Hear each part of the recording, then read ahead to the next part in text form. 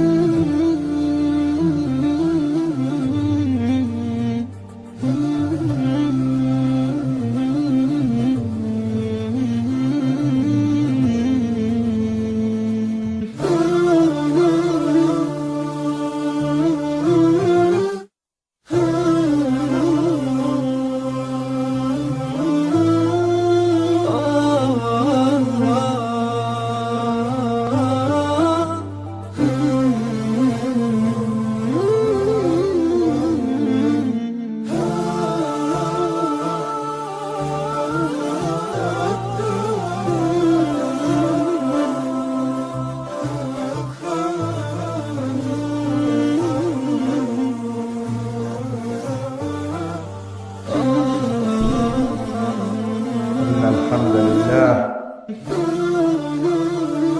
نحمده ونستعينه ونستغفره ونتوب إليه ونعوذ بالله من شرور أنفسنا ومن سيئات أعمالنا، إنه من يهده الله فهو المهتد ومن يضلل فلن تجد له وليا مرشدا.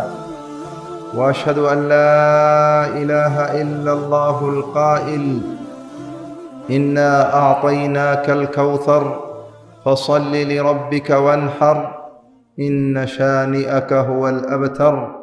وأشهد أن محمدًا عبده ورسوله وصفيه وحبيبه، صلوات ربي وسلامه عليه وعلى آله وصحابته أجمعين. عباد الله، لقد رحمنا ربنا تبارك وتعالى رحمة واسعة حين أكرمنا فجعلنا من أتباع خير الورى، أخرجنا به من الظلمات إلى النور، ومن الضلال إلى الهداية، ومن الشقاء إلى السعادة، ومن الذل والظلم والجهل والشتات والمهانة إلى العز والعدل والعلم والاجتماع والكرامة.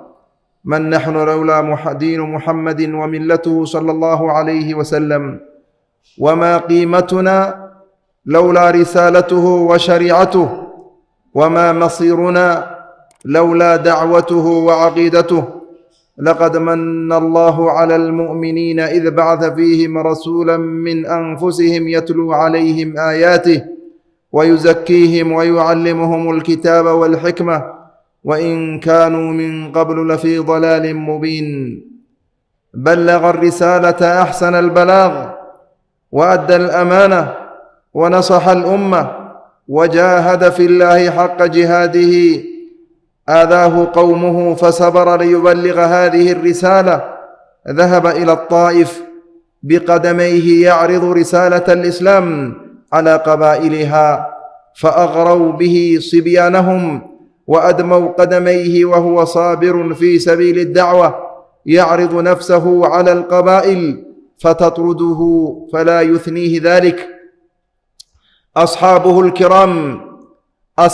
الكرام يعذبون في حر الهجير وهم يستغيثون بالله تبارك وتعالى في سبيل هذا الدين. يؤمر بالهجرة فيخرج من بلده مكة ويقف على شفير خارج مكة ويقول: والله إنك لخير أرض الله وأحب أرض الله إلى الله، ولولا أني أخرجت منك ما خرجت. أخرجه أصحاب السنن. يشج رأسه يوم أحد وتكسر رباعيته، ويتكالب الأعداء على قتله يوم الخندق، فيحزبون الأحزاب طلبا لرأسه، ويدس له اليهود السم ويحاولون قتله مرارا وتكرارا، لكن ذلك لا يثنيه عن عزيمته لنشر هذا الدين حتى بلغ الإسلام مشارق الأرض ومغاربها. وربنا تبارك وتعالى تولى حفظ نبيه والدفاع عنه صلى الله عليه وآله وسلم، وأعلن عصمته له من الناس: والله يعصمك من الناس إنا كفيناك المستهزئين فسيكفيكهم الله أليس الله بكاف عبده. قال الشيخ الإمام عبد الرحمن السعدي رحمه الله: وقد فعل ربنا تبارك وتعالى فما تظاهر أحد بالاستهزاء برسول الله صلى الله عليه وآله وسلم وبما جاء به إلا أهلكه الله وقتله شر قتله. فعن أنس بن مالك رضي الله تعالى عنه وأرضاه قال: كان رجل نصرانيا فأسلم وقرأ البقرة وآل عمران، فكان يكتب للنبي صلى الله عليه وآله وسلم، فعاد أي رجع نصرانيا، فكان يقول: ما يدري محمد إلا ما كتبت له، فأماته الله فدفنوه فأصبح وقد لفظته الأرض، فقالوا: هذا فعل محمد وأصحابه لما هرب منهم. نعم، ثم أعمقوا له مرة ومرة إلى أن تركوه وهو طريح الأرض. نعم عباد الله، والله تبارك وتعالى حينما يقول: إن شانئك هو الأبتر، أي الأقل الأذل، كل أحد يتعرض للنبي صلى الله عليه وآله وسلم في الأولين والآخرين في من عاصروه إلى يوم القيامة يكون الأذل والأصغر والأبتر والأقل قدرا ومنزلة. نعم عباد الله، ونحن المسلمين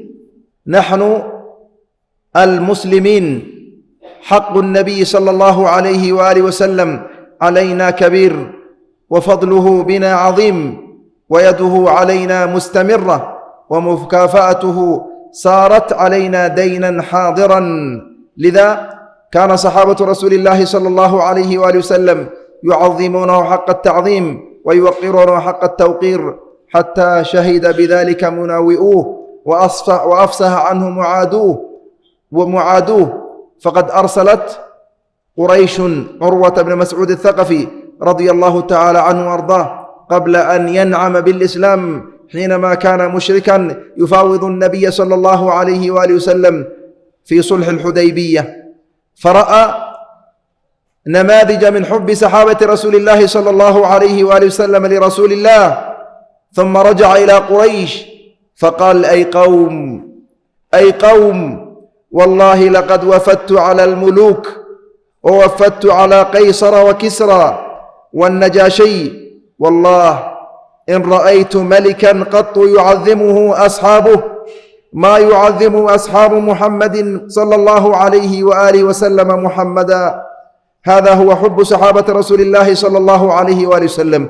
فهل نحن نحب رسول الله صلى الله عليه وآله وسلم، أم أن الأمر مجرد ادعاء ندعي فقط؟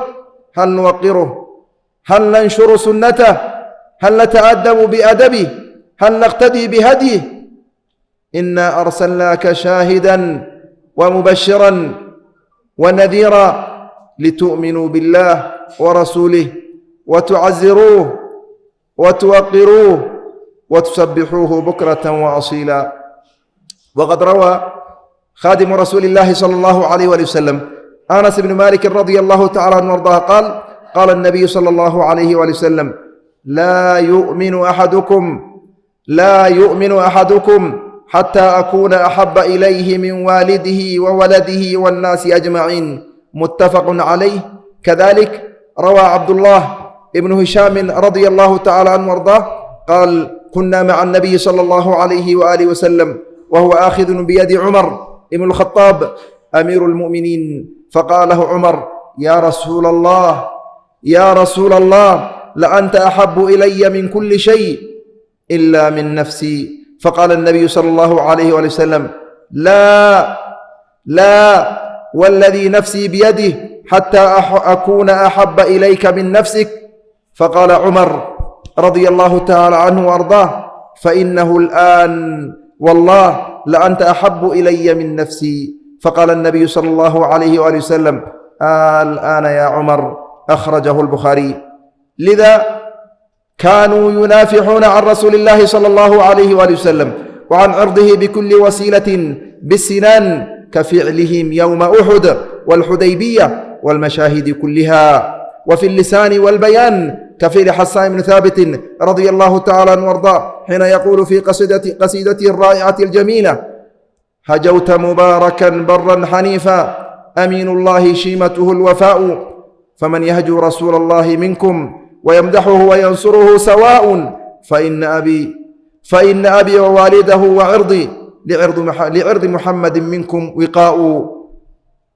فها نحن اليوم عباد الله، خاصة نحن الصوماليين، فها نحن اليوم نفجع في حبيبنا وشفيعنا ورسولنا بتعرض عجوزة شمطاء وهرمة حمقاء ومجنونة بتراء وفاحشة متفحشة هجراء ومرتدة مرارا وتكرارا تتعرض لجناب النبي صلى الله عليه وآله وسلم، تتعرض لجناب النبي المصطفى صلى الله عليه وسلم المجتبى وخير خلق الله على الإطلاق.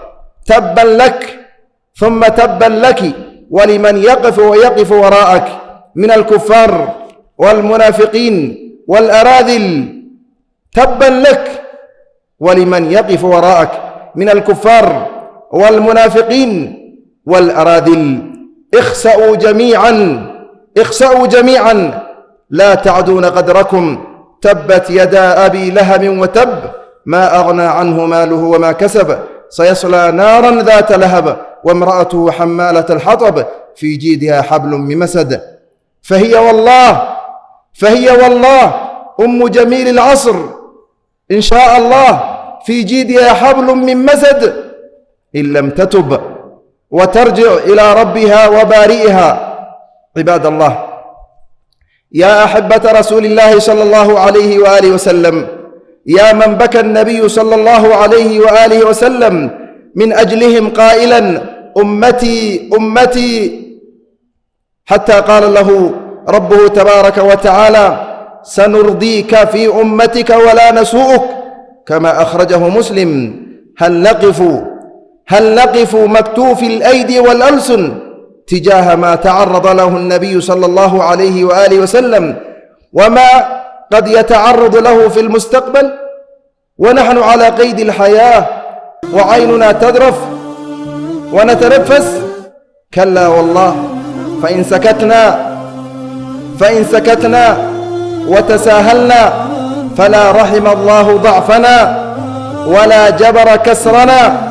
وإن نهضنا ودافعنا عن نبينا وعن عرضه صلى الله عليه وآله وسلم وعن دينه فلنعم المسلك والمصير إن شاء الله تبارك وتعالى.